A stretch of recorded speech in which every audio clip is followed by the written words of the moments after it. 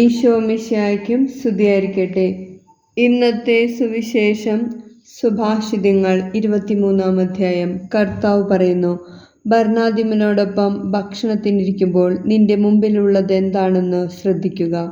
ഭക്ഷണക്കൊതിയനാണെങ്കിൽ നീ നിയന്ത്രണം പാലിക്കുക. അവൻ്റെ വിശിഷ്ട വിഭവങ്ങളിൽ കൊതിവെക്കരുത്, അത് നിന്നെ ചതിക്കും. സമ്പത്ത് നേടാൻ അമിതാധ്വാനം ചെയ്യരുത്, അതിൽ നിന്ന് ഒഴിഞ്ഞു നിൽക്കാൻ വേണ്ട വിവേകം കാണിക്കുക. സമ്പത്തിന്മേൽ കണ്ണുവെക്കുമ്പോഴേക്കും അത് അപ്രത്യക്ഷമാകും. കഴുകിനെ പോലെ ചിറകുവെച്ച് ആകാശത്തിലേക്ക് പെട്ടെന്നത് പറന്നുപോകുന്നു. പിശുക്കൻ തരുന്ന ആഹാരം കഴിക്കരുത്, അവൻ്റെ വിശിഷ്ട വിഭവങ്ങൾ കൊതിക്കുകയുമരുത്. എന്തെന്നാൽ അവൻ മനസ്സിൽ എണ്ണി നോക്കുന്നുണ്ട്.